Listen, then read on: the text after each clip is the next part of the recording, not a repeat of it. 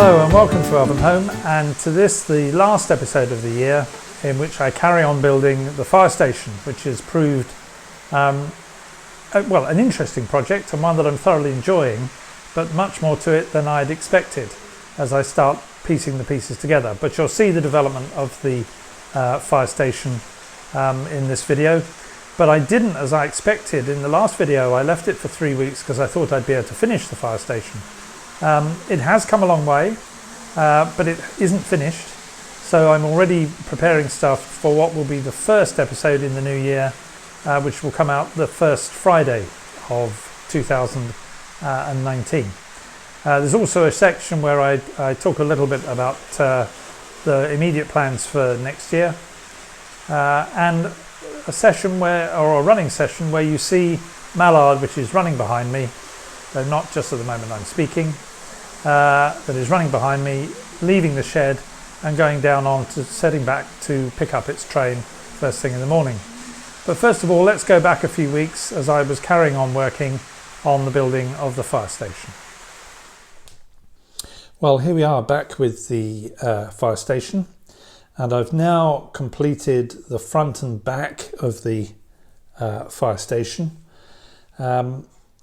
I've put the brick on, as you can see, and I've attached the portal to the front and put on this first parapet. Again, that's been painted in the light stone colour. It's actually a GWR light stone colour, but that seems to be working quite well. I painted the card, the Slater's, I think it's a Slater's plasticard 2mm red brick. I buy this in Harb and Hobbies, and they just have a big box with different types of this kind of embossed card, but I'm pretty sure it's Slater's. And so that's been applied both front and back. So that's looking really rather good. The windows are in both sides, and I've also put some clear plastic to provide the glass for the windows. Inside here, you may just see, if I hold that to the light, this is some of that brick paper that I created using Excel, which I mentioned in my last video, and I'll put another link up here to be able to go to see how I use Excel to create this sort of paper. But I'm quite pleased with that, because that's given it will be a lighter colour inside, because of course it doesn't get the weather, so I think that works quite well. I've also constructed, if I get here, this is going to be the duct that will hold the light that I'm going to put in the top, and will also provide the separation between the two sides of the upstairs of the third floor building. What I next need to do is just work out how many holes I'm going to have and where to allow light through to shine through the windows. But this will allow me to set the LED in the centre of that duct, and then drop the cable down through one or other of the walls, because as I mentioned, I'm going to put internal walls in this central area here that will provide a void down which I can drop the wires from various lamps. I've now got my mind turning to the internal part of this area, which is going to be visible, because at least one set of doors, and probably two, will be open, with one set closed. And so you will be able to see inside, and I wouldn't want to look inside and see nothing but white card. And thinking about the card, I want to be able to paint it, and the card might absorb the paint, so it may take a lot more coats to get the right colour. But I'm also worried about the card possibly starting to warp or move out of shape or lose structural integrity.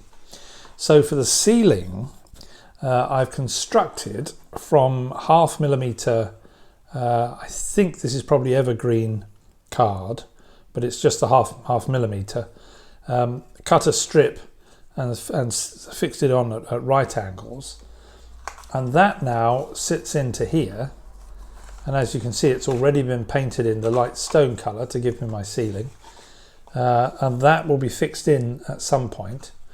And I'm going to use, I want to put some I-beams in, and here's one of the I-beams, which there will be 3 of them. I haven't yet quite finalised their positions, and I can't do this. I'll have to hold this one. But as you can see, that will go in there with the dark stone colour. There's 3 of those that will go in, and they will be supported in 2 places, parallel to these portal entries by columns. So that these are the roof supporting joints, and they're held in the centre by 2 columns. And I think what I'm going to do as well is drop at least 2 and possibly 4 fireman's poles in the centre here between the beams, so that wherever you are in the front or the back of the building, when the alarm goes, you can quickly get to a pole to get down to an appliance. I've looked at some internal pictures of older fire stations, and some of the larger ones have certainly 4. One I saw had 6 poles at various places to allow the fire crews to get down quickly. Once these are fitted in, just for a moment I'll lay this down, once that's fitted in to wherever it's going to be, I will then insert the side walls, and this is one of them already cut, which will close off the ends of the I-beams, and that's pretty roughly where it's going to go in, and that will also help close down this area. And that is going to have this brick paper. If I bring this in to look, I've started playing with trying to match the dark stone colour, so that I will be able to have at least 1 course of different coloured tile. And I've got more work to do on that, because I also want on the what will become the north side of the building a door that will lead through. This is where the entry side will be, over here, and so there would naturally be a door at ground level for anyone in this part of the building to be able to get into here quickly. Doesn't need to be on this side, because this is just an entry to bring fire engines in to get round to the back and back into the building, and I don't think I would have a door there, so I'm not too worried about that. But on this side, when I build the wall, I'll want to cut out a doorway and fit a doorway there, and have the tiles working round, and hopefully, if I can manage it, manipulate the spreadsheet so that I can pretty much do the door surround pattern on the spreadsheet here. So that's where we've got to. I've gone over my 5 minutes. So that when I come back, what I will have done is completed the internal detail here, and fitted this light duct, and completed putting the wall covering that I said I would put to be able to start masking some of the white card that's in the centre of the fire station. But I think you can begin to see what the final thing is going to look like, and I think it's going to look okay. So, speak to you again when I've completed that next piece of work.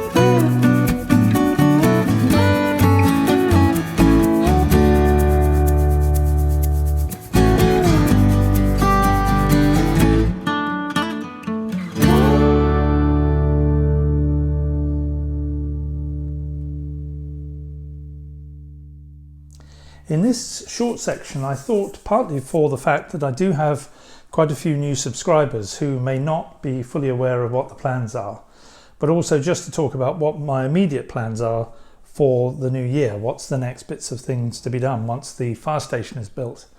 I don't have another scratch build planned just yet, but I didn't have a fire station planned until the idea sort of launched in me halfway through working on the war memorial. But the fire station goes just over the top of the building with the tower. It sits parallel with the track on the opposite side of what will be a road, bending round in front of the war memorial and then descending down a slope to come underneath the viaduct, and then disappearing into a tunnel which will start pretty much where you can see the rather dirty mark on the board. That's pretty much where the tunnel mouth will start, because for those who weren't aware, the whole of this section, from pretty much where the line of those the brewery buildings are, will be covered over, because sitting up there is going to be the station of High Elven with its goods yard and probably a small hamlet that serves the good yard and the station. That I think I won't get to for a few months yet, because the immediate plans, those who've been watching the most recent videos will know that I did the scenic work up to the end of the platform of Weathertop, which let's see if I can zoom in a bit here. You can see there's no scenic work done there.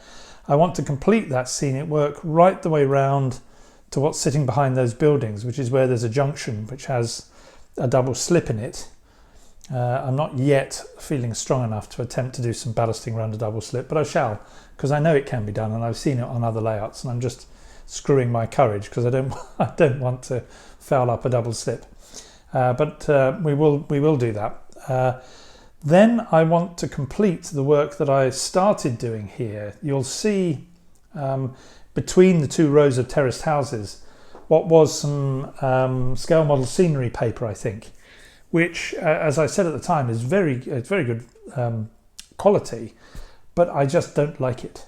And so that will be changed into Metcalfe cobbles. And I also then will start actually fixing these houses together into blocks and start putting some drain pipes and other things on them before they go onto the layout. They've got to be removable because, as many of you will know, this whole section here through which all these wires come, this whole section can be lifted up if I need to get to the point motors underneath. And so things that go on the top either have to be removable or be able to be fixed and lifted off when the board comes off itself, which is adding to the complexity of the build, because that's the way I built it. I'm not sure I would do that again, or if I did, I might do it in a slightly different way. But that's the main focus, I think, now is going to be completing that ballasting, which won't take long. It's all very straight track. And then starting work on getting the houses done and in place, and building the area in front of the station. I've planned it out roughly how it will be, I think. Remembering that we are talking early 1950s, wouldn't have needed a huge car park, not many private cars. So there will be parking space there, but most of it is actually going to be for public transport in one form or another, or for goods coming to and from the station, delivering goods that would be taken away from Weathertop Station. So that's pretty much the work that needs doing on the layout immediately. That should keep me going, I think, probably to the end of January. And then I want to start work on the road as it comes down under the viaduct before starting work, I hope by early March, on how I'm going to build this upper section here. I've got some ideas how I'm going to put it on. I think most of it can be pretty permanent and it doesn't need to be lifted off, but I've got to put an access point somewhere for trains that derail or for cleaning the track, both of which are going to be necessary. And thinking how I do that is just going through my head at the moment, but I'll solve that somehow. I've solved most other things. And then we can get the bridge You can see the two-coach train sat in Sharkey's End station, and just below it behind you can see the bridge. That needs to be put into position, which will carry the line over the valley onto the area of High Elven Station. And the track plan for High Elven has been done. If you go back a few videos, you'll see that. That's still how I'm intending to do it, and that will fit on there very nicely. But that's really about it for what's planned for the next bit on Weathertop. So now let's go back to the building of the fire station before I talk to you at the end of the video. Okay, well, as I promised at the end of the last video, I've now completed the work on this main section 98%. There's a couple of things that I will do just before I set it on its base, and I'll come back to those. I've put in the paper to provide the the floor. I've created some wallpaper again in Excel to provide side walls and to cover the duct. And as you'll see, I've put two doors which are cut down Metcalf back doors, I think, to some of their terraced house kits, which I've put proud of the wall, because when you look through the window, that's better. When you look through the window, by them being proud, I think they're more visible than they would be if I'd tried to set them into the duct. And also the danger of setting them into the duct is that you might get light bleeding through them where you don't want that to happen. So that's been done both sides. I don't need to cover these walls because they're not visible. You can't see them through either window, there's no point doing it, frankly. You'll see now that I've put lights in at both ends of the duct. The final positioning of these lamps is in part determined when I get to fit the roof. This duct is built so that it is shorter than the external walls, and the idea being that when I'll be using this black card, plastic card for the roof. When that sits down in place, these will act as uplighters. But until I actually cut that out and start fitting it, I don't know how effective that will be, and whether I'm sure I'll need two, because one plainly wasn't enough. But where they would be best positioned to spread the light well is something that I can fit once I do that. And the only other thing that I won't do now, but will do later, is fitting in the fireman's poles. You'll see this is the white steel filled strip. It's plastic covered, which I've painted. Is supposed to be a metallic gold, but I think that's not far off brass, frankly. So 4 of those will go into the bay, which I can show you now I've completed. And as you can see, the bay, I've decided to light the bay, and if if it works, I'm going to show you what it looks like lit in a moment. Using Excel, I've been able to create that side wall, as I said I would, and set the door in, and to be able to create the border pattern. Rather strangely, one of the brown colours that was available, and as I fiddled around at preset colours, is a very close match to the Darkstone GWR colour that I've used for the I-beams and the poles. So that all blends together rather well in there and gives me precisely what I wanted. And I managed to, as I wanted to sync these so that they disappear into the sidewalls, and the ends aren't visible. And of course the sidewalls are giving me voids down which I can drop the cables for the lights so that they won't be visible. I need to fit the lights on the front here, and again those will be done as I come to fit it to the board, simply because having wires jutting out through the bottom just makes it difficult to maneuver it around, and I think I can do that right at the end. But the effect of the internals there, I'm really rather pleased with. Now I'm going to try and see if I can bring this down and light the internal lights so you can see the effect that gives. Now, when I tried this before on a recording, it simply refused to work, but let's give it a go. There we go. So if I move it perhaps at an angle. So that will be lit inside, which will enable us to see the fire appliances when it's on the layout. So the next thing is to start work on the wings of the fire station. And I've started on what will be the south wing. If I put that back and bring this in. And you can see here, there you go. You can see here, it's a very simple construction. It's the two end pieces, and I put in a double floor here, again in part to hide the height of what would otherwise be a void in there. Again, side walls and end walls put in using the Excel spreadsheets, and the windows have gone in. The portal has been cut again using 1mm card now. Or do I mean 2? No, I mean 1. And this will sit slightly proud of the wall when it gets fitted on. And that's been done both front and back. And I've just got as far as fitting the lintels, which again will be painted in this light stone. And then I'm going to fit the plasticard around them, which I think is definitely going to be trickier than doing the main part of the wall. Not least trying to match up the brick courses as they go round as best I can. So that is the next piece of work to complete that wing. And also I'm going to go ahead and complete the other wing, which will be obviously exactly the same, except the wall is on that side, and this is largely windows and the front door, and then 2 windows here. I will come back once I've prepared the carcass, so you can see how which I haven't yet worked out for myself, I want the door to be set back with a step up to it, so you go into a porch before coming into the building.